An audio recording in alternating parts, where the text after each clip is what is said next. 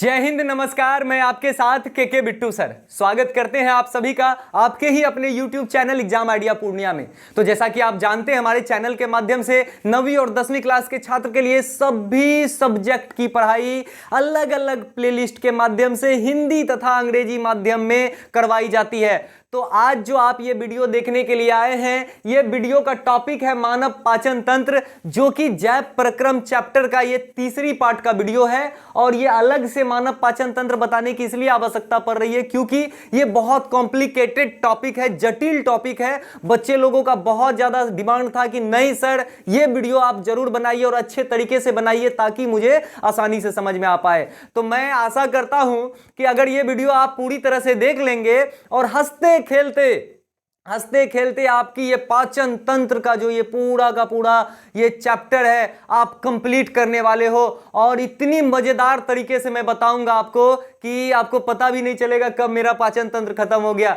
जब आप पूरी वीडियो देख लेंगे तब हमारे कमेंट में करेंगे वाह सर वाह, आपने तो मौज करा दी। ठीक है, चलिए शुरू करते हैं। तो मानव पाचन तंत्र जो है, ये आपको जैसा कि मैंने बताया कि इससे पहले हम लोग ने पौधे में पोषण पढ़ा था, अब हम लोग जंतु में पोषण पढ़ेंगे। तो जंतु में पोषण जो पढ़ेंगे तो सबसे पहले दो तरह के जंतु होते हैं, एक कोशिकीय और एक बहुकोशिकीय।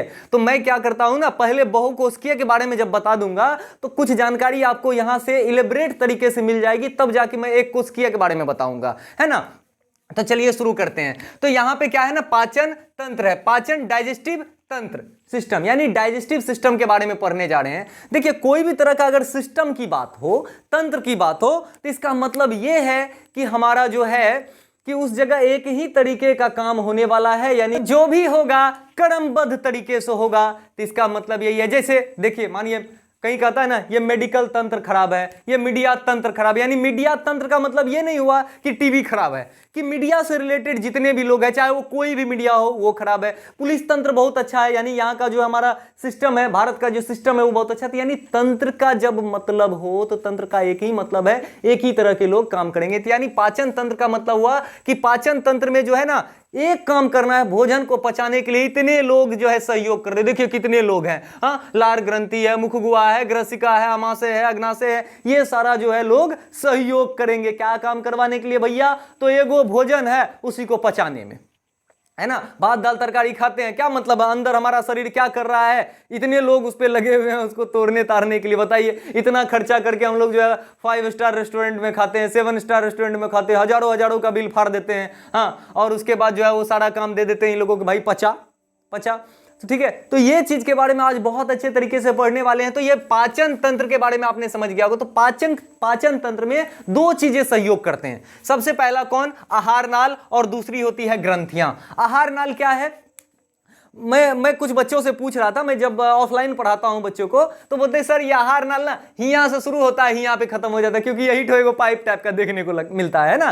तो नहीं सर, ये यहां से लेकर यहां तक नहीं। जब आप थाली से भोजन को उठाते हैं, थाली से भोजन को उठाकर यहां रख देते हैं, मुंह में रख देते हैं, तो यहां के बाद आपका आहार नाल शुरू हो जाता है। ठीक है, तो आहार नाल सबसे पहले आपको ये मुख गुहा मिल गया, उसमें बहुत सारी चीज है, जीभ तीभ है ना, जीभ है, आपके बाद जो है, और लिप भी काम करता है ना बंद करने का, ओंठ, ये हो गया मुख गुहा। ये ग्रसिका जो है ये फूड पाइप है, यानी भोजन वाला पाइप है। यहां से होते हुए ये अमाशय यानी उदर, पेट, स्टमक, हाँ, ये स्टमक या अमाशय बोलिए, उदर बोलिए, इसमें पहुंचता है। और यहाँ खाना जो है लगभग 3-4 घंटा रहता है। फिर यहाँ से थोड़ा सा इससे ट्रैवल करते हुए ये जो है छोटी आंत में आता है ना, छोटी आंत में फिर ये घूमता है, बहुत ज्यादा ट्रैवल करता है, बहुत ज्यादा भोजन लगभग ट्रैवल करता है। इसमें ट्रैवल करने के बाद ये कंप्लीटली पाचन यहीं पे होता है। अगर भोजन का जो पूर्ण पाचन अगर कहिए तो हमारा छोटी आंत में होता है। छोटी आंत के बाद ये जो है ये भोजन हमारा कहां चली जाती है? बड़ी आंत में। इसके बारे में भी बहुत अच्छे से पढ़ेंगे। बड़ी आंत होते हुए यह एनस यानी गुदा द्वार के बारे में भी बहुत अच्छे तरीके से पढ़ेंगे। ये क्या होता है? गुदा द्वार के होते हुए ये बाहर निकल जाता है। यानी थाली से उठाए हम लोग जो खाना है ना, प्लेट से उठाए जो खाना मुंह में रखे, मुंह में रखने से लेकर वॉशरूम में, लेटरिंग रूम में जो निकालने तक की प्रक्रिया में जो नली काम किया है ना, जहां जहां आपका भोजन ट्रैवल किया, वही आपका आहार नाल कहलाता है। तो आहार नाल से लेकर कंफ्यूज नहीं होइएगा। दूसरी चीज है ग्रंथियां। ये ग्रंथियां क्या करती है भाई? देखिए ग्रंथियां क्या क्या है ना, जैसे हमारा भारत देश है, भारत देश के अगल बगल में ढेर सारा है ना, चाइना है, बांग्लादेश है, पाकिस्तान है, नेपाल है, ये सब क्या करते हैं, सब बगल से रहते हैं ना, या तो ये अच्छे काम भी कर देते हैं, कभी कदार ना गड़बड़ काम कर देते हैं। जैसे मान लीजिए हम लोग फौजी लगा के रखे हुए हैं, है ना, हमारा देश अपने देश की रक्षा करने के लिए सैल्यूट करते हैं, आर्मी जो है हमारा लगाए हुए हैं, तो आर्मी लगाए हुए, तो अगर उसको कोई काम ना मिले तो वो भी सो जाएंगे, अरे कुछ नहीं हो रहा है। तो ये क्या करता है ना पाकिस्तान वाला, इसको समझिए, ये ग्रंथियां 5 तरह के मोटा मोटी जो सहयोग करते हैं भोजन के पाचन में, 5 तरह का होता है। पाचन में सहायक प्रमुख ग्रंथियां, हाँ, एक होता है लार ग्रंथि, ठीक है। लार ग्रंथि कहां पे होता है? यहाँ पे मुख गुहा में होता है लार ग्रंथि, जो लार निकालने का काम करती है, वो भी आगे बताएंगे। दूसरा होता है कौन? पित्ताशय, गॉल ब्लेडर के बारे में सुने होंगे, ये पित्त देता है, पित्त का रस इससे निकलता है। हाँ, एक अग्नाशय, पैनक्रियाज के बारे में सुने होंगे। देखिए कुछ बातें हिंदी और इंग्लिश में मैं इसलिए बता रहा हूं कि हिंदी शब्द ज्यादातर आप लोग नहीं भी जानते होंगे, लेकिन अंग्रेजी शब्द से यूज टू होंगे। हाँ, कहता है ना फलनवा डॉक्टर के यहाँ गए थे भैया, क्या हुआ था? अरे गॉल ब्लेडर का ऑपरेशन ना हुआ था। अब गॉल ब्लेडर का हिंदी पूछ दीजिए तो बतेबे नहीं करेंगे, काहे कि कंपाउंडर ओकरा बोले है, हाँ आपके तो गॉल ब्लेडर में परेशानी है। हाँ, उसके बाद ये जठर ग्रंथियां, ये जठर ग्रंथियां, और जठर ग्रंथियां जो कि हमारे पेट का ये जो अमाशय है, उदर है, उसके जो ना भित्ती समझिए क्या, ये जितनी भी ग्रंथियां ये समझिए झोला है, जितनी भी ग्रंथियां, जठर ग्रंथियां, आंतरिक ग्रंथियां आपका ये छोटी आंत में होता है ना, बाकी बड़ी आंत वगैरह में कुछ नहीं होता, वहां सिर्फ जल का अवशोषण होता है, वो भी आगे चलेंगे। हाँ, तो पाचन में सहायक प्रमुख ग्रंथियां कौन कौन थी? लार ग्रंथियां, पित्ताशय, अग्नाशय, जठर ग्रंथियां, आंतरिक ग्रंथियां। ये क्या करते हैं ना, बगल से रहते हैं इस तरह से, चाइना, बांग्लादेश, पाकिस्तान, हाँ नेपाल, भूटान, ये सब करके रहते हैं। तो ये जो आर्मी हम लोग लगा के रखे, तो आर्मी शांत ना हो जाए इसलिए वो क्या करते हैं, बम देते रहते हैं। जैसे इधर देखे थे ना नेपाल में, लद्दाख में, चाइना बॉर्डर पे फिंगर 4 फिंगर 8 वाला कहानी सुने होंगे, उसमें वो क्या करते हैं पता है कि वो ना मतलब टीज करते रहते हैं कि नहीं आप कंटिन्यू रहिए, ठीक ठाक रहिए। नेपाल वाला इधर जो है उसका कौन एक प्रधानमंत्री था कि राष्ट्रपति था, वो गड़बड़ सरबर भाषण दे दिया था कुछ से कुछ। हाँ बताइए, वो सब लड़ेगा, कुछ देंगे बस लेते रह जाएगा वो। अब पानी मांगेगा, बताइए नेपाल का खाना पानी हम लोगों से चलता है, और वो बुड़बक जो है हम लोगों से जो है मतलब लड़ने का प्रयास करता है। हाँ, इतना ठोका था, ये ऐसे काख में लेकर दाबिए देंगे। हाँ समझ गए ना। तो ये सब जो है बगल में रहता है ये सब। तो ये देखिए ग्रंथियां कहाँ कहाँ है, जैसे मैं आपको बता दूं सभी ग्रंथियां के बारे में, ये सब बगल से सहायक करते हैं भोजन के पाचन में। ये उधर से कुछ ना कुछ छोड़ते रहते हैं, कुछ ना कुछ रस छोड़ते रहते हैं, हालांकि ये भोजन पचाने में सहयोग करते हैं। ये कुछ ना कहीं जगह पर ये जो है हम लोगों के शरीर में घाटा भी करता है, जिस कारण से हम लोग बीमार पड़ते हैं। वो भी वीडियो के लास्ट में बताएंगे कि जब हम लोग खाना नहीं खाते हैं तब कौन सी बीमारी होगी, या जब खाना ज्यादा खाते हैं तो कौन सी बीमारी होगी, क्या क्या हो सकती है, आगे हम लोग चलेंगे। तो इसमें सबसे पहले हम लोग ग्रंथियां के बारे में हम लोग समझ लेते हैं। ये जो लार ग्रंथि सबसे पहले होती है, पहला नंबर में, ये पाया जाता है आहार नाल के किस जगह पे? मुख गुहा में पाया जाता है। मुख गुहा में यहां से शुरू होता है, देखिए यहां से यहां से ये ऊपर से भी देखिएगा, इसके अंदर में जो है ये पाया जाता है लार ग्रंथि। लार ग्रंथि क्या करती है ना, एक रस देती है। इसके बारे में बहुत अच्छे तरीके से सबके बारे में पढ़ेंगे, अलग अलग पढ़ेंगे सभी ग्रंथि कौन कौन रस देता है, कौन कौन काम करता है, ठीक है। तो ये लार ग्रंथि के बारे में हम लोग चल रहे थे। तो लार ग्रंथि क्या करता है ना, भोजन को जो है गीला करने का काम करता है, ठीक है। लार ग्रंथि क्या करती है ना, भोजन को गीला करने का काम करता है। आप समझिए सूखा मुड़ी चूड़ा खा लेते हैं, अब फिर फेंक के देखिए उधर क्या होगा, हाँ उधर से गीला ना होकर निकलेगा जी। तो वो जो गीला करने का काम होता है, क्योंकि गीला कर देने के बाद, क्योंकि हम लोगों का जितना भी ये पाइप है ना, तो पाइप में तो ये ना समझिए लोहा का पाइप लगा हुआ है, बहुत ही मुलायम होता है। तो उसके लिए उसको गीला पदार्थ जो है उसको ये यहाँ से इधर हाँ लतियाने में, मतलब ठेलने में इसका जो प्रयोग करेगा, धकेलने में। हाँ तो ये गीला हो जाता है। गीला होने के साथ साथ उसमें कुछ एंजाइम्स भी होते हैं, केमिकल सब्सटेंस, ठीक है, रसायन भी होते हैं। उसके बारे में भी आगे चर्चा करेंगे, पूरा चर्चा करेंगे। और अभी तो समझिए हम इसका ना इंट्रोडक्शन दे रहे हैं, 2-4-5 मिनट इंट्रोडक्शन देकर खत्म कर दें, उसके बाद अलग अलग सभी पार्ट के बारे में पढ़ेंगे, बहुत मजेदार बना देंगे ये वीडियो को, है ना।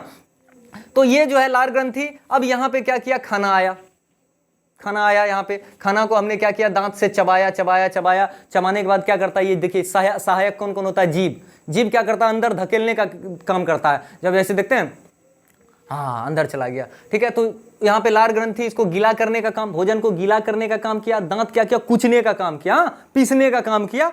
हाँ पार्शियली पाचन जो है ना यहीं पे होने लगता है, आंशिक रूप से पाचन शुरुआत यहीं से करते हैं। देखिए एक ऑब्जेक्टिव में एक सवाल आया था कि भोजन की पाचन की शुरुआत कहाँ से होती है, तो बहुत बच्चा बोल रहा था पेट से हो रहा था, बहुत बेवकूफ, गलत है। ओलंपियाड सब में ये सब क्वेश्चन पूछा जाता है। तो भोजन का पाचन हमारे मुख गुहा से ही शुरू हो जाता है, जब दांत क्या करता है ना, फिजिकल मतलब क्या, लात घुसा मार के, और केमिकल मतलब हो गया ये सब ग्रंथि से जो रस निकलेगा, रसायन निकलेगा, वो दोनों, यानी कि हम लोगों का ये जो है ना फिजियो केमिकल रूप से जो हम लोगों का पाचन होता है, हमारे बॉडी में जो मानव पाचन तंत्र होता है ये फिजियो केमिकल रूप से काम करता है।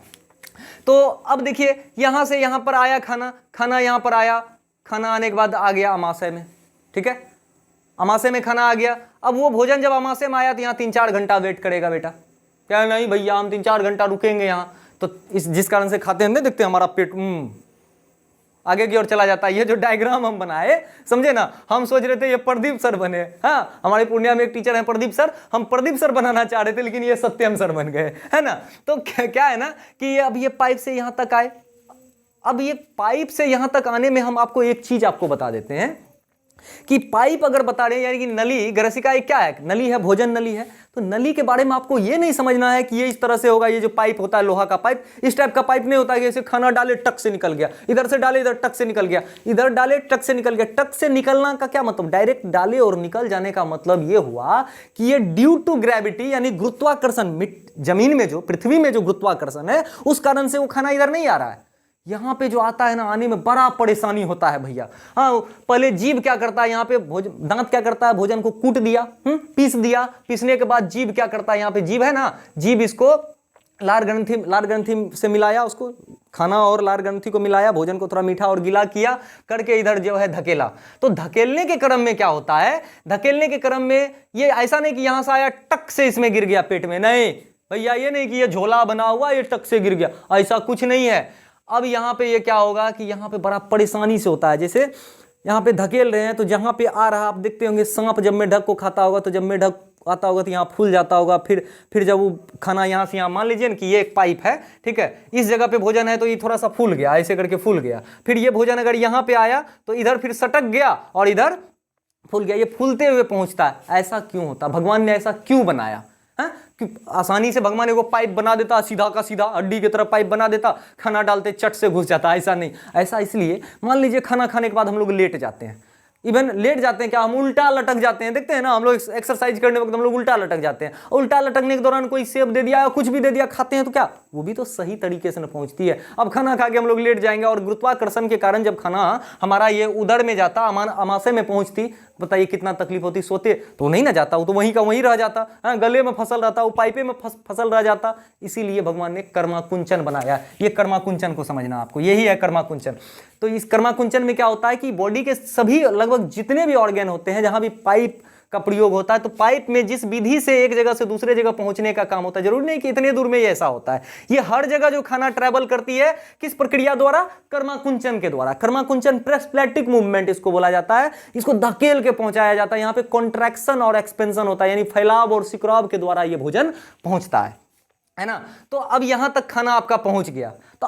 तो एक बात ऐसा करते हैं ना कि यहां पे देखिए, ये जो आपको दिख रहा है ग्रसिका, एक और पाइप यहां तक लगी होती है जो मुख गुहा से ही खुलती है, ठीक है। ये पाइप जो है ऊपर की ओर, जैसे हम आपके तरफ देख रहे हैं तो सबसे ऊपर की ओर ये पाइप है जिसको ट्रैकिया या श्वास नली बोलते हैं। हालांकि इसका पाचन तंत्र में उतना ज्यादा उपयोग नहीं था तो हमने नहीं बनाया, लेकिन इसके बारे में भी आप समझ लीजिए कि ये आपका जो है क्या है, श्वास नली है। ये श्वसन में इसके बारे में पढ़ेंगे। तो श्वास नली में यहाँ पे मुख गुहा और नाक, ये दोनों का ये जो खुला हुआ है, यहाँ पे एक यंत्र लगा होता है जिसको हम लोग एपिग्लोटिस बोलते हैं। इसको बोलते हैं एपिग्लोटिस। एपिग्लोटिस क्या करता है, वही इंश्योर करता है, वही उत्तरदायी होता है कि हमारा खाना, क्योंकि देखिए ये ग्रसिका में भी खाना के साथ साथ हवा प्रवेश करता है। हवा नहीं आएगा तो फिर वो कर्माकुंचन कैसे होगा, वो खाना एक जगह से दूसरे जगह ट्रैवल नहीं करेगा बिना हवा का।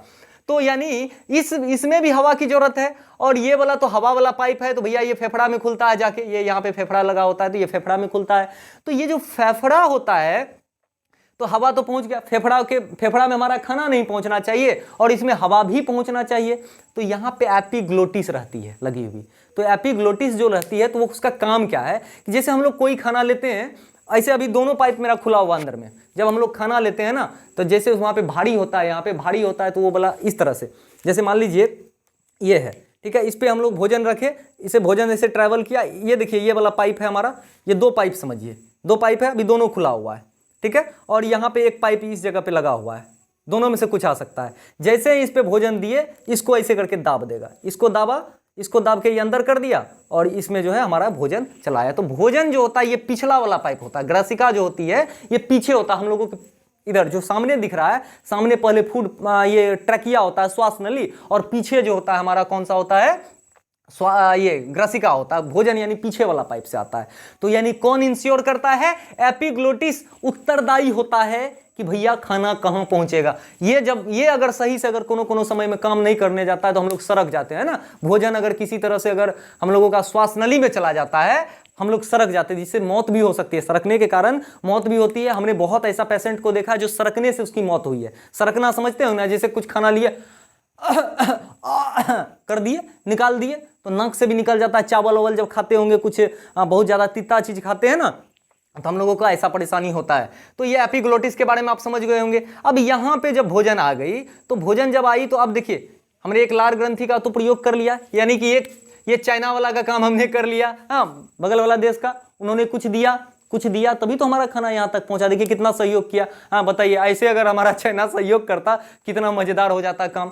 मजे से जी लेते हैं हम लोग, लेकिन जीने देगा तब ना, पूछेंगे सबको। टेंशन काहे ले रहे हैं आप लोग, पढ़ लिख लीजिए ना भाई, हाँ, साइंटिस्ट बन जाइए ना, ऐसा बम बनाएंगे ना कि डायरेक्ट जाके जो ना, कौन है, किम जोंग है कि क्या नाम है वो सबका, जिनपिंग का सीधा जो है ना मुंह में घुसा देंगे, समझ गए ना। तो पढ़ लिख लीजिए कम से कम। हाँ, तो ये लार ग्रंथि, तो पहला काम हमने ना लार ग्रंथि का कंप्लीट कर दिया। दूसरा होता है पित्ताशय। पित्ताशय कहाँ पे होता है, ये यकृत, ये जो यकृत आप देख रहे हैं, यकृत, ये पूरा का पूरा लीवर, ये जो ब्लू में दिख रहा है ये लीवर है, ठीक है। लीवर जो कहाँ होता है, पेट के बगल में होता है। ये लीवर पेट के बगल में यानी उदर के बगल में, अमाशय के बगल में होता है। और इसमें एक और झोला रहता है जिसका नाम है पित्ताशय, जिसको गॉल ब्लैडर कहते हैं। ये भी कुछ ना कुछ जूस सेक्रेट करते रहते हैं, रस जो है स्रावित करते हैं, जो कि रस स्रावित करके कहाँ पहुंचाते हैं, यहाँ पे आपका छोटी आंत में पहुंचाते हैं आपके खाना के साथ। और ठीक पेट के पीछे जो हरा कलर का अग्नाशय यानी पेनक्रियाज बनाए हैं, ये भी कुछ जूस निकाल के देता है। जब जरूरत पड़ती है तब देता है, समझिएगा बात को, जब जरूरत पड़ती है तब देता है। तो यहाँ पे 4-5 घंटे रहने के बाद ये छोटी आंत में आया, तो छोटी आंत में भी एक ग्रंथियां लगी होती है, आंतरीय ग्रंथियां। अब कहिएगा सर जठर ग्रंथि का प्रयोग कहाँ किए, जठर ग्रंथि जो होता है ये अमाशय में ही होता है, अमाशय की दीवार में, भित्ति में। तो मैं भित्ति की बात में कर लूँ, एक समझिए जितनी ग्रंथियां, ये झोला है, और झोला में जब हम लोग कुछ डालते हैं तो बगल वगल में नहीं, जैसे आप झोला में गेहूं पिसा के ले आइए हैं कोनो बैग में, तो चारों बगल सट जाएगा, तो उसी को बोलते हैं भित्ति, है ना, दीवार को बोलते हैं भित्ति। तो भित्तिये में जो है एक ग्रंथि होती है जठर ग्रंथि, और आंत के भित्ति में होती है आंतरीय ग्रंथि, ठीक है। इसके बारे में भी पढ़ेंगे। अब ये खाना छोटी आंत में आया, यहाँ पे जाके ये कंप्लीट पाचन हो गया। देखिए कहाँ कहाँ पाचन होता है हमारा। पाचन एक मुख गुहा में हो गया आंशिक रूप से, दूसरा हमारा यहाँ पे अमाशय में हो गया, और अमाशय के बाद तीसरा जो है हमारा कहाँ पे हो गया, यानी पाचन जो हमारा कहाँ कहाँ होता है, सबसे पहले मुख गुहा में होता है, हाँ, दूसरा जगह जो है मुख गुहा के बाद हमारा आता है अमाशय में पाचन होता है, ठीक है। अब तीसरा जो जगह है हमारा छोटी आंत में होता है, ठीक है। अब बोलिएगा सर इतना जो बना हुआ फिर खाना तो हमारा यहाँ पे जाता है, तो यहाँ पचने के बाद, ठीक है, पचने के बाद क्या होता है, यहाँ से अवशोषण चालू हो जाता है ना, अवशोषण चालू हो जाता है। तो अवशोषण होने के बाद फिर समावेशन भी होता है, वो भी आगे हम लोग चर्चा करेंगे ये दोनों क्या होते हैं, ठीक है। तो इसके बाद ये यहाँ पे जो है बड़ी आंत होते हुए ये खाना यहाँ पे आया, ये लैट्रिन रूम होते हुए बाहर चला गया। तो ये हमारा आहार नाल के बारे में जाने, और हम लोग जठर ग्रंथियाँ के बारे में जाने। तो देखिए समझने वाली बात ये है कि ये जो है ना, ये गुदा द्वार है, इसके बारे में एक चीज हमने यहाँ पे लिखा हुआ है, स्पिंक्टर। स्पिंक्टर देखिए क्या होता है कि स्पिंक्टर भी ये उत्तरदायी होता है, जिस तरह से कर्मा कुंचन होता है, इसलिए उसके बगल में हम स्पिंक्टर लिखे हैं। कर्मा कुंचन के द्वारा भी हमारा लेट्रिन भी बाहर होता है, ठीक है, कर्मा कुंचन के द्वारा ही होता है, मतलब कुछ दबाव पड़ता है तब जाके वो निकलता है ना। उसी तरह से ये देखिए बड़ी आंत होते हुए जब यहाँ पे गुदा द्वार के पास पहुंचती है, ये हमेशा बंद रहता है। अब समझिए ये गुदा द्वार जब बंद नहीं रहेगा, ठीक है, तो हमेशा हम लोग लेट्रिन करते रहेंगे, जहां बैठेंगे वहीं कर देंगे, हाँ, जैसे पेशेंट के साथ आप देखते हैं, तो क्या होगा, हर जगह गंदगी फैल जाएंगे। तो इसी कारण से जो है ये बंद रहता है। तो ये बंद रखने का काम करता है स्पिंक्टर, ठीक है। स्पिंक्टर क्या करता है, इसको बंद रखता है, और जिस समय जरूरत होता है उसी समय, यानी हम लोगों को ये बाथरूम में जाके ये खुलता है, ठीक है। तो स्पिंक्टर के बारे में जान गए। तो ये पाचन में हम लोगों को जो है कौन सहयोग किया? मेन कहां कहां पाचन होता है? मुख गुहा में होता है, अमाशय में होता है और छोटी आंत में होता है। मुख गुहा में होता है, अमाशय में होता है और छोटी आंत में होता है, यहां पाचन हुआ। अब समझने वाली बात है, हम लोग खाना के तौर पे, पोषण के तौर पे जो हम लोग लेते हैं, पोषण के तौर पे हम लोग क्या क्या लेते हैं? प्रोटीन लेते हैं, विटामिन लेते हैं, खनिज लवण लेते हैं, जल लेते हैं, बहुत सारी चीजें लेते हैं, कॉम्प्लेक्स भी लेते हैं और सरल भी लेते हैं। पचता क्या क्या है? 3 ही चीज पचता है, याद रखिएगा। पहला चीज पचता है प्रोटीन, यानी पचाना किसको पड़ता है? बाकी पहला प्रोटीन, दूसरा हमारा हो गया कार्बोहाइड्रेट, ठीक है, कार्बोहाइड्रेट, और तीसरा जो हमारा हो गया वसा। वाजिब रूप से जो पचता है, पाचन जो कराई जाती है, यही 3 चीजों की कराई जाती है। बाकी कहिएगा सर विटामिन का क्या है? विटामिन डायरेक्ट अवशोषित हो जाते हैं, क्योंकि उसके कण बहुत छोटे छोटे होते हैं। हाँ, ये सब का थोड़ा सा कॉम्प्लेक्स होते हैं, जटिल होते हैं, इसलिए प्रोटीन को पचाना पड़ता है। और एक जगह नहीं पचता, ही नहीं कि जाके मुंह में पच गया, ये कहीं कहीं जाके, अब डिपेंड करता है कि आप किस टाइप का प्रोटीन लिए हैं, कॉम्प्लेक्स लिए हैं कि जटिल लिए हैं, जटिल लिए हैं कि सरल लिए हैं, वो भी देखा जाएगा। कार्बोहाइड्रेट जानबे करते हैं, स्टार्च, अगर पिछला वीडियो देखे होंगे तो स्टार्च के बारे में, ग्लूकोज के बारे में, ठीक है। कार्बोहाइड्रेट का ही फॉर्म है हमारा स्टार्च, और ग्लूकोज सबसे सरल है, ठीक है। ये जो ग्लूकोज है ये सबसे सरल है, ये डाबर ग्लूकोज नहीं समझना है। ढेर सारा ग्लूकोज मिलके स्टार्च यानी कार्बोहाइड्रेट का निर्माण करता है।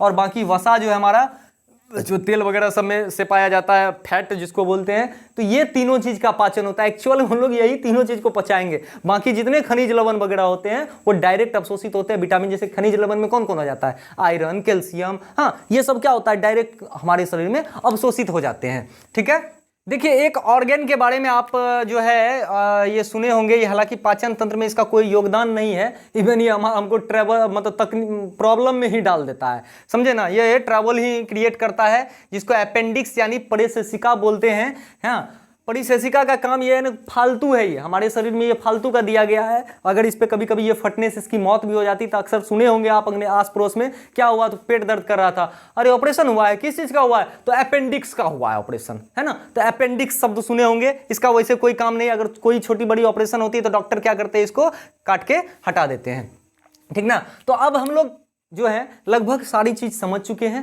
अब हम लोग इसको इलेबरेट करके पढ़ेंगे, अंतर्गहन, पाचन, अवशोषण, समावेशन के बारे में, और उसके बाद एक एक ग्रंथि किन किन चीजों को पचाती है, क्या काम करता है हमारा ये पाचन तंत्र में, किस तरह से पाचन तंत्र हमारा काम करता है, उसके बारे में अब हम लोग चलते हैं। तो देखिए कैसे।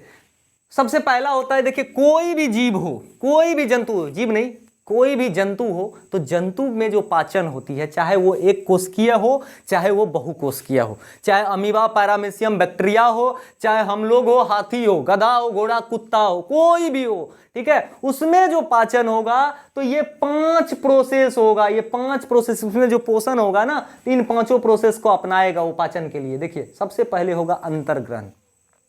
तो अंतर्ग्रहण जो हम लोग, क्योंकि ये मानव पाचन तंत्र पढ़ रहे हैं, तो मानव को कोई ज्यादा परेशानी नहीं होता अंतर्ग्रहण करने के लिए। भगवान दुगो हाथों दिया है और धराधर लेना चालू कर देते हैं, है ना। तो हम लोग इस तरह से करके, यानी कि भोजन को कहीं से भी लेकर मुंह तक डालना, यानी आहार नाल में पहुंचाना, वही हमारा अंतर्ग्रहण होता है। तो इसके बारे में ज्यादा पढ़ने की जरूरत नहीं है, ठीक है। पाचन मतलब वही भोजन को पचाना, भोजन को क्या करना? पचाना। तो पाचन के बारे में ही ये सारा चीज पढ़ेंगे। बाकी देखिए, जब भोजन पच जाता है कंप्लीटली, यहाँ पे पाचन जब हो जाता है, छोटी आंत में आ जाता है, तब उसका 2 चीज होता है, अवशोषण और समावेशन। अवशोषण मतलब जिस चीज को, अब जैसे मान लीजिए बहुत छोटे छोटे में टुकड़ा हो गया, हाँ, जैसे एमिनो एसिड, प्रोटीन बदल जाता है एमिनो एसिड में, हाँ, और भी सारी चीज बदलती है, ठीक है। तो ये जब यहाँ पे आ गए थे, यानी अब एमिनो एसिड सबका क्या होगा? अवशोषण होगा। बाकी जितने खनिज लवण थे, विटामिन थे, उसका तो अवशोषण हो जाता है, ऐसे ही शरीर कर लेती है डायरेक्ट। अब यहाँ से जब अवशोषण चालू होगा इसका, ठीक है, तो अवशोषण होने के बाद क्या होगा? जब जो चीज अच्छा चीज होगा उसका अवशोषण करेगा। अवशोषण करने के बाद क्या मिलता है? छकने के बाद जो है हमारा बहिष्करण, जो गंदा चीज होगा, जो चीज नहीं पचा, उसको क्या होगा? बड़ी आंत में दे देगा। बड़ी आंत में देगा तो पानी के द्वारा जाएगा, तो बड़ी आंत भी कहेगा अच्छा रुक, हम थोड़ा बढ़िया काम करके देंगे, तो पानी का ये अवशोषण कर लेगा सिर्फ, बाकी सूखा चीज इधर से निकाल देगा पानी का, लेकिन अवशोषण कर लेगा वो, ये हमारा बड़ी आंत, ठीक ना। तो अब समझिए कि ये समावेशन क्या होता है, कि समावेशन मतलब हर जगह जितने भी बॉडी के पार्ट है, एनर्जी जो होता है, ये पढ़ेंगे हम लोग।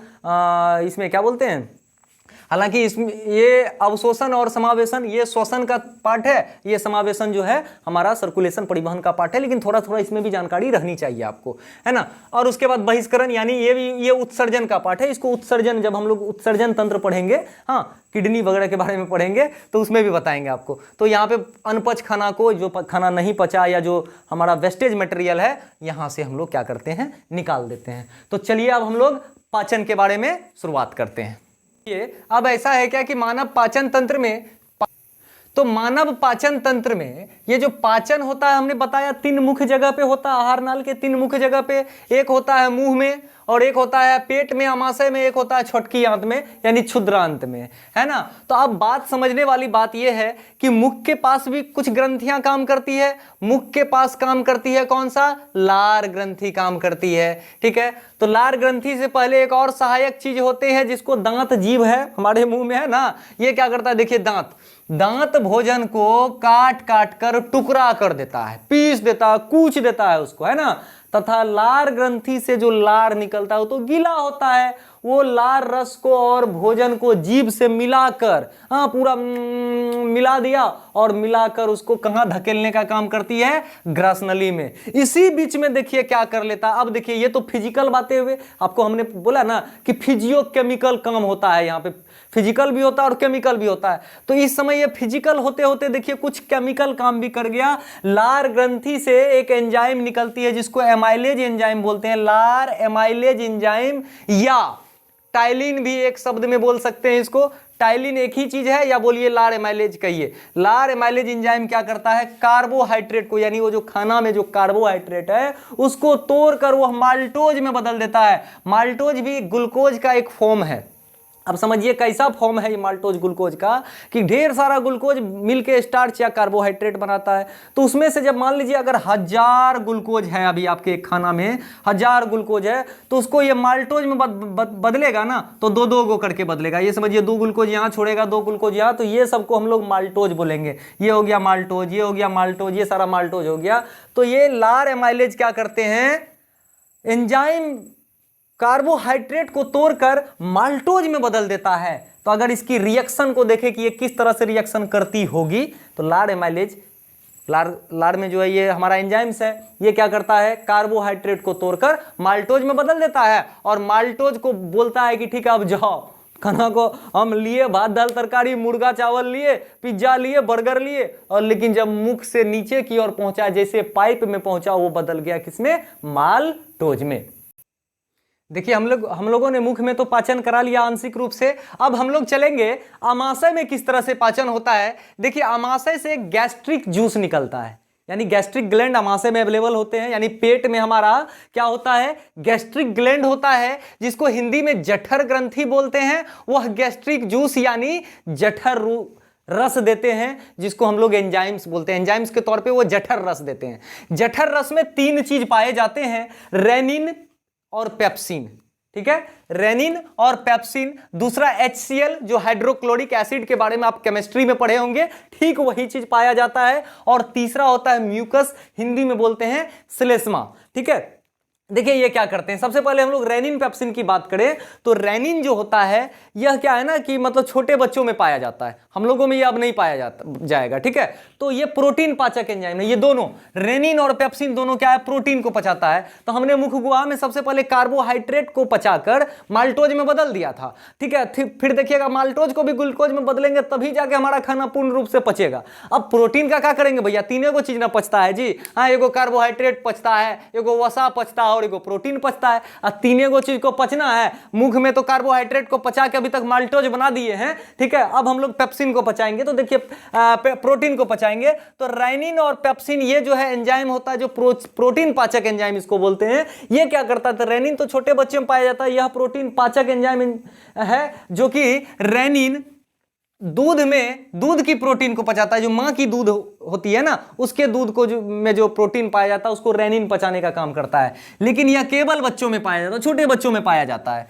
परंतु पेप्सिन जो होता है, अब ये पेप्सिन देखिए क्या करता है, ये सब में होता है, हम लोगों में भी है। हाँ, ये पेप्सिन एंजाइम क्या करता है, अघुलनशील, ऐसा प्रोटीन जो घुलता ना हो, ऐसा प्रोटीन जो घुलबे नहीं करेगा, है ना। जैसे केमिकल के फॉर्म में जो हम लोग लेते हैं, जैसे मान लीजिए कि अभी हम लोग कहते हैं ना ये प्रोटीन शेक पी रहे हैं, तो ये जो प्रोटीन शेक जो पी रहे हैं तो जो ये केमिकल के फॉर्म में होता है, तो यानी इसको पचाने का काम जो होता है, ठीक है, ये अघुलनशील होते हैं, ये घुलते नहीं है, ठीक है। तो इसलिए कहा जाता है अच्छी प्रोटीन लीजिए और गड़बड़ प्रोटीन लीजिए। कोई 200 रुपया किलो वाला भी मिल जाएगा, कोई 3000 रुपया किलो वाला भी मिलता है ना। तो वो जो क्या है ना कि जो आसानी से घुलनशील हो तो उसमें शरीर को भी कम मेहनत लगता है, ठीक है। तो पेप्सिन अघुलनशील प्रोटीन को क्या करता है, घुलनशील पेप्टोन में बदल देता है। तो यहां थोड़ा सा मैं हट के बात करूंगा कि याद रखिए, अगर कहीं बाहरी प्रोटीन का यूज कर रहे हैं, चाहे कोई डॉक्टर सलाह दिए हैं या कोई भी अगर सलाह आपको दिए हैं बाहरी प्रोटीन लेने के लिए, प्रोटीन पाउडर के नाम पर, उसमें यह ध्यान दीजिएगा कि वो ऑर्गेनिक रहे, ताकि आपके शरीर को वह पूरी तरह से शरीर में वो घुल जाए, क्योंकि वो जब तक घुलेगा नहीं फिर वो पेप्टोन में नहीं बदलेगा, फिर नहीं घुलेगा तो वो जो है लेट्रिन के बहाने बाहर आ जाएगा, कहिएगा हम प्रोटीन पिए हैं, कोई फायदे नहीं होगा, है ना। तो दूसरी चीज है कि अब ये पेप्सिन से रिलेटेड एक चीज और मैं बता दूं कि जो कोको कोला पेप्सी ठंडा वगैरह पीते हैं ना, तो पेप्सी कंपनी का जो मालिक था, इस पेप्सिन जो है प्रोटीन पाचक एंजाइम है, इसी के नाम पर अपना कंपनी का नाम वो पेप्सी रखा था, इसी से प्रभावित होकर।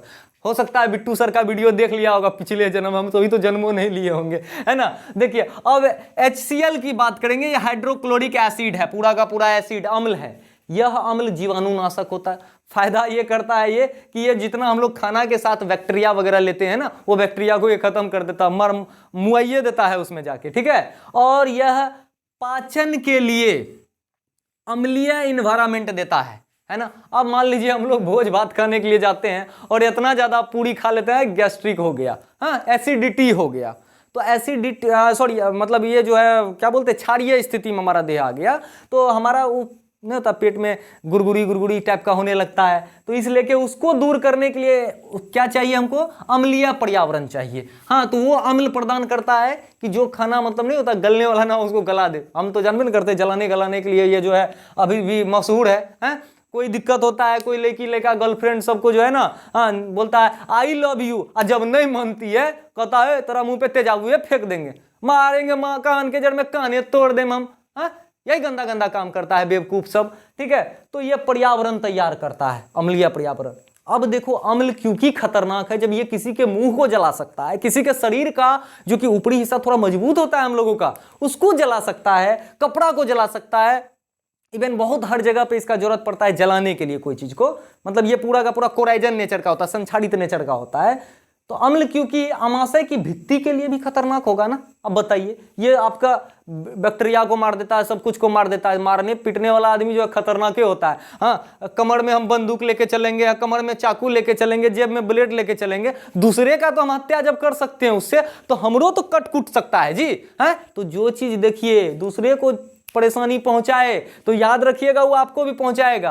हाँ, जो लड़की किसी और को धोखा देके आपके साथ रिलेशन में आई है तो इस बात पे उस पर यकीन नहीं करिएगा, क्योंकि वो आपको भी धोखा दे सकती है। दूसरी चीजों को चुगली करने वाला कोई दोस्त आएगा आपके पास, चुगली करेगा दूसरे का, हे रे फलनवा छड़वा तोरा बारे में फलनवा बात कहे रहो। ये समझ लीजिए वो आदमी के DNA में, उस आदमी के खूने में ऐसा है किसी का बुराई करना, वो आपकी भी कर सकती है। तीसरी बात कि यह जो है ये म्यूकस जो होता है ये क्या काम करती है, देखिए ये है मार, HCl है मार, म्यूकस है संहार। हाँ, ये है मान लीजिए बीमारी तो ये है उसका इलाज।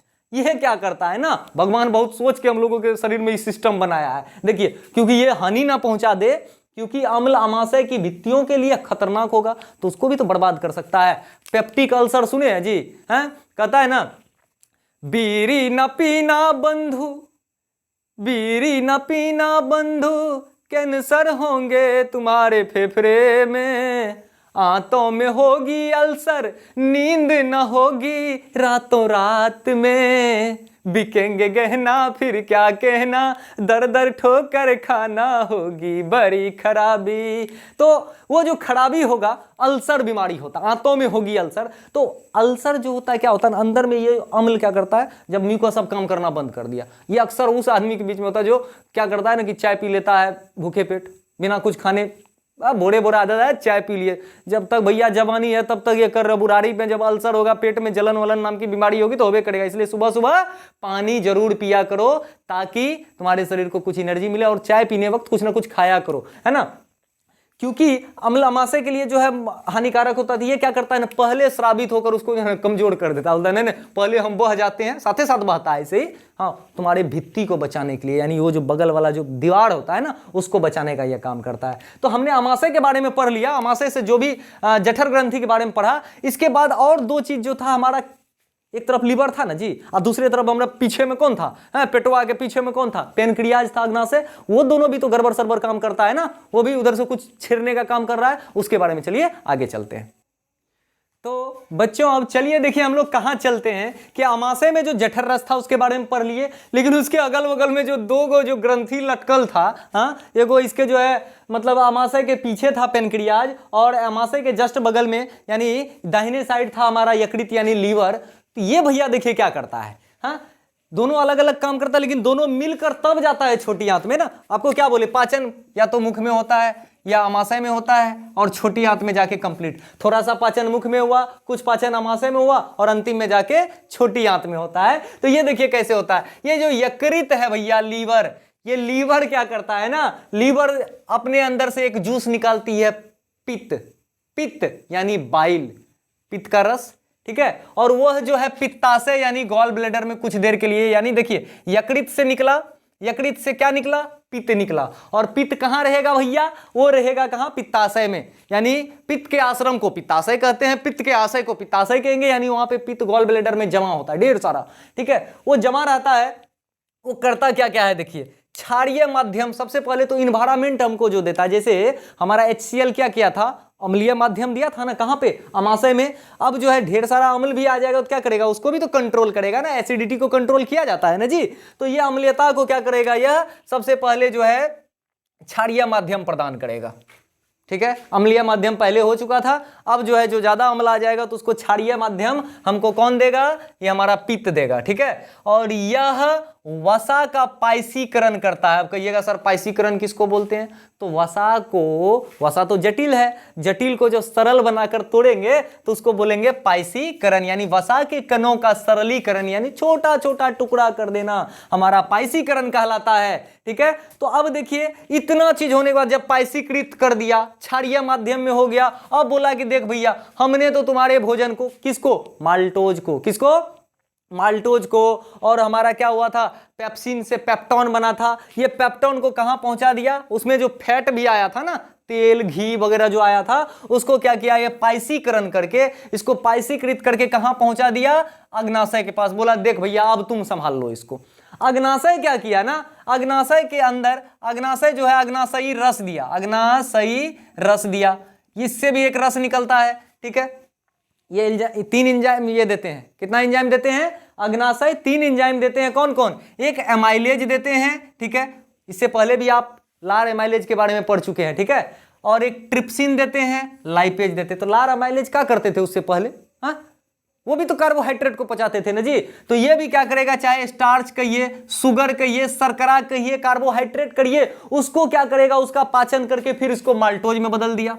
अब कहिएगा सर माल्टोज में तो पहले था, अरे ठीक है भाई, जो बच गया था उसको क्या करेगा, उसको हमको एक्चुअल जब छोटी आंत में पढ़ेंगे ना जी, हम लोगों को वही 3-4 चीज चाहिए, हाँ, प्रोटीन से एसिड, अमीनो एसिड चाहिए, ठीक है, और भी जो है हमारा वसा सबसे ग्लिसरॉल चाहिए, ग्लिसरॉल से भी और भी नीचे आता है, ठीक है। अब देखिए ट्रिप्सिन क्या करेगा, इसमें 3 एंजाइम्स निकलते थे, एमाइलेज, ट्रिप्सिन, लाइपेज।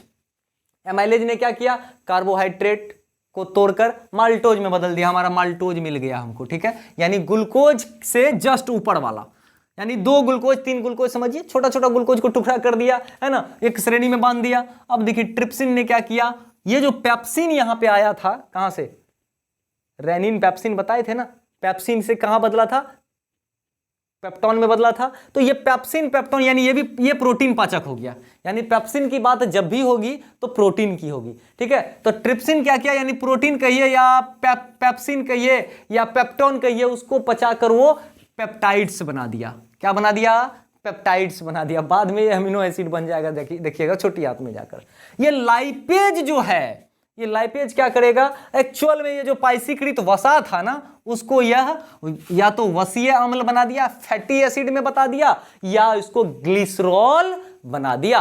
आखिरी हम लोग छोटी आंत के बारे में चलेंगे कि छोटी आंत की क्या क्रियाविधि होती है। वहां तो भोजन क्या होता है ना, ट्रैवल करते रहता है, भोजन रुकता नहीं, रुकता है सिर्फ अमाशय में जाके, उसके बाद वो बुलते रहता है, चलते रहता है, ठीक है। और आपको मैं बता दूं कि छोटी आंत की लंबाई 6 मीटर होती है अकेले, और 1.5 मीटर बड़ी आंत की, तो 6 1.5 कितना हो गया, 7.5, और सब कुछ मिला के मोटा मोटी 9 मीटर की लंबाई का जो है हमारा ये आहार नाल होता है। यानी हमारा भोजन 9 मीटर 9.5 मीटर के आसपास शरीर के हिसाब से, जिसका लंबा होगा तो 9 मीटर 9.25 मीटर भी जाएगा, नहीं तो 9 मीटर से थोड़ा कम भी रहता है, लेकिन मोटा मोटी 9 मीटर के आसपास जो हमारा भोजन ट्रैवल करता है। तो लास्ट जो ये छोटी आंत में देखिए 2 चीजें होती है। क्या होती है? एक रसांकुर होती है जिसको बिल्ली बोलते हैं, है ना। बिल्ली कहाँ पे पाए जाते हैं? उसके जो झोला का जो भित्ति होता है, जैसे तो ग्रंथि है ना, उसमें पाया जाता है उसके। यानी कि जो जैसे मान लीजिए ये पाइप है, ये आपका छोटी आंत है, तो ये अंदर में जो है ना फिंगर की तरह का स्ट्रक्चर होता है, उंगली टाइप का, ऐसे ऐसे करके ढेर सारा होता है, लाखों करोड़ों होता है, अरबों होता है, खरबों होता है, ठीक है। उसको दीर्घरोम भी कहते हैं। और उस जैसे 2 उंगली है ना, जैसे मान लीजिए आप 5-7 को उंगली है ये, ठीक है, इस तरह से होते रहता है ऐसे ऐसे। तो इसके बीच में जो गैप होता है, उस गैप में ही आंतरीय ग्रंथियां होती है, और उस आंतरीय ग्रंथि से सक्कस एंटेरिक्स निकलता है। ये एंजाइम्स है, ये क्या है आपका? एंजाइम्स है। कौन सा? सक्कस एंटेरिक्स, याद रखना है, सक्कस एंटेरिक्स, ये आपका जो है एंजाइम्स है। ये एंजाइम्स देखिए क्या क्या करते हैं। ये 4 एंजाइम्स इसके अंदर में रहते हैं। कौन कौन? इरेप्सिन, माल्टोज, सुक्रेज और लैक्टेज। इरेप्सिन क्या करते हैं ना, पेप्टोन या पेप्सिन को एमिनो एसिड में बदल देते हैं। हो गया, लास्ट है, फाइनल है ये, है ना। यानी हमारा देखिए 3 ही चीज का पचना था, पचते हैं तो 3 ही चीज ना, मैंने पहले भी बताया, कार्बोहाइड्रेट, प्रोटीन और वसा, ठीक है। विटामिन, खनिज, लवण और जल। अगर कोई आपसे पूछे जल कहां पचता है, भैया जल पचता नहीं, सीधे अवशोषित होता है, इसलिए कहता है ढेर पानी पीजिए ताकत आएगा। विटामिन और मिनरल जैसे कैल्शियम, आयरन वगैरह सब डायरेक्ट क्या होते हैं ना, शरीर को अवशोषित होते हैं, क्योंकि इसके कण बहुत छोटे होते हैं, है ना। तो हमने कार्बोहाइड्रेट, हमने यहाँ पे प्रोटीन को पचा के हमको बनाना था क्या? एमिनो एसिड, हमने बना दिया। आपने देखा कि कितने प्रक्रिया से आके तब ये एमिनो एसिड में बना, है ना। तो ये एमिनो एसिड में हमने बना दिया, किसको? इरेप्सिन ने बनाया प्रोटीन को एमिनो एसिड, प्रोटीन से नहीं, ये पेप्टोन, पेप्सिटाइज, पेप्सिन वगैरह निकला था। चलिए दूसरा, माल्टेज ने क्या किया? माल्टोज को ग्लूकोज में बदल दिया। हमको यहाँ पे कार्बोहाइड्रेट को भी क्या बनाना था? छोटका पीस, यानी सबसे छोटका पीस क्या होता है? ग्लूकोज। ग्लूकोज का अवशोषण होता है, इसलिए कहा जाता है ना कि जब बीमार पड़ते हैं कोई लोग, कहता है इसको आप ग्लूकोज चढ़ाइए। क्यों बोलता है ग्लूकोज चढ़ाइए? क्योंकि ग्लूकोज सीधे अवशोषित उसको होगा। यानी हम लोग जो वैज्ञानिक होते हैं, साइंटिस्ट, डॉक्टर वगैरह होते हैं, वो डॉक्टर में जो साइंटिस्ट होते हैं ना, वो क्या करते हैं, वो उस तरह से बना लेते हैं ताकि वो जो है डायरेक्ट हम लोगों को ये दे पाए, है ना। सुक्रेज क्या करते हैं? ये चीनी वगैरह, ग्लूकोज वगैरह सब जो होता है, ठीक है, सुक्रोज को ये ग्लूकोज में बदल देते हैं, फ्रक्टोज को भी बदलते हैं ये। लैक्टेज मतलब याद आ रहा होगा दही वाला, ठीक है, इसको भी ये क्या करते हैं ना, लैक्टोज को भी ग्लूकोज में बदल देते हैं। तो हमने क्या देखा कि कार्बोहाइड्रेट भी ग्लूकोज में बदल गया, इसमें बदलना ही था बेचारा को। प्रोटीन एमिनो एसिड में बदल गया। वसा जो हमारा वसीय अम्ल या ग्लिसरॉल में बदल गया। बाकी विटामिन, खनिज, जल, ये सब का जो है हमारा ये नहीं होता है, ठीक है, पाचन नहीं होता है। तो आपका मुख्य रूप से ये, अब 5वां चीज जो एक था कि हमारा अवशोषण था। अब जब यहाँ पे भोजन का पाचन हो गया, ठीक है, तो चौथा चीज क्या था? अवशोषण और समावेशन। अब यहाँ से क्या होगा ना, यहाँ पे नस होती है ना, ये सीरा वगैरह सब जो होती है यहाँ पे छोटी आंत में लगी होती है, वहाँ जिसको अच्छा जगह जाना होता है वो अवशोषित कर लिया जाता है। बाकी सबको क्या होता है ना, अवशोषित होने के बाद समावेशन होगा शरीर में। और बड़ी आंत तब जाके क्या करती है ना, जो अनपचे सामान रह जाते हैं छोटी आंत में। अब जो पचने वाला था वो तो पच गया, जो पचने वाला नहीं था उसको क्या बोला कि देख भाई, ऐसे तो सूखा सूखी जाएगा नहीं, थोड़ा सा पानी तुमको दे देते हैं, तुम पानी के साथ इसमें चले जाओ, यानी गीला होके चले जाओ। बड़ी आंत कहता है अरे भैया तुम हीठो खाली जो है शरीर के लिए बढ़िया काम करेगा, हम करेंगे, हाँ हम खाली गंदे चीज होएंगे क्या? तो पानी को ये क्या करते हैं ना, बोलते हैं ले जाइए आप, पानी अवशोषित हो जाते हैं। बाकी जो मल के रूप में जो वेस्टेज मटेरियल होता है, लेट्रिन के रूप में हमारा क्या किया जाता है, बड़ी आंत के द्वारा, एनस यानी गुदा द्वार द्वारा, यानी नीचे जो हम बनाए थे गुदा द्वार द्वारा क्या किया जाता है, हटा दिया जाता है। तो लास्ट में हम लोग जंतुओं के पोषण में जो एक कोशिकीय जंतु के बारे में मैंने बताया था कि मैं बताऊंगा, तो चलिए बताने के लिए हम तैयार हैं। आप देखिए, देखने के लिए तैयार रहिए। ये अमीबा है। अमीबा का देखिए कोई डिफिनिट शेप नहीं होता है, कोई भी शेप ले सकता है ना। ये देखिए अमीबा का हमने 4 जो है प्रकृति दिखाया है। ये क्या करते हैं, ये खाद्य कण है, यानी इसका खाना है। ये इसका केंद्रक केंद्रक केंद्रक, जब एक कोशिका है तो वही होगा, कोशिका द्रव वगैरह होगा ही होगा, है ना। ये कोशिका द्रव है, अंदर में जितने भी ये जो है ये द्रव टाइप के लगते हैं कोशिका द्रव है, और बीच में ये केंद्रक है। ये क्या करता है, जब इसको खाना मिलता है तो ये फिंगर लाइक स्ट्रक्चर, उंगली टाइप का एक स्ट्रक्चर होता है, उसको ये खोल लेते हैं, और जैसे ये खाना मिलता है ये अपने आप को ये गुप्त कर लेते हैं ना, गुप्त कर लेते हैं मतलब अपने आप को मिटा के ऐसे इसको बंद कर लिया, है ना। और इस फिंगर लाइक स्ट्रक्चर को कूटपाद कहते हैं। जब आपको पूछे जाएंगे कि अमीबा किस प्रकार से भोजन करती है, तो भैया अमीबा की जो है भोजन की विधि कूटपाद है, तो कूटपाद द्वारा तो इन्होंने भोजन कर लिया। हाँ, अब इसको खाद्य रिक्तिका में गया, ठीक है, जहाँ पे जो खाना पचता है इसका खाद्य रिक्तिका में पचा, और पचने के बाद क्या होता है, इसी के द्वारा ये क्या करता है ना, बाहर कर देता है। उसी तरह से पारामेशियम होता है, इसको ढेर सारा बाल भलवा पिल्लू की तरह रहता है, समझ गए ना, ये ढेर सारा बाल होता है जिसको हम लोग पक्षाव बोलते हैं। तो एक पक्षाव तो है नहीं जो पक्षाव बोलेंगे, ढेर सारा है तो पक्षावों। तो ये क्या करता है, भोजन इसी के द्वारा लेता है और पचाता है, और ठीक उसे एक ही यानी कि एक कोशिका है ना, एक ही कोशिका में देखिए सारा चीज होता है, अंतर्ग्रहण भी होता है, पाचन भी होता है, हाँ, समावेशन भी होता है, अवशोषण भी होता है, और जो नहीं पचा उसका बहिष्करण भी होता है। तो आशा करते हैं आप लोगों को ये वीडियो पसंद आई होगी। आगे हम लोग जो है श्वसन के बारे में पढ़ेंगे पौधे में, और मानव श्वसन तंत्र के बारे में पढ़ेंगे। तो अगले वीडियो के साथ बने रहिएगा। जय हिंद, धन्यवाद।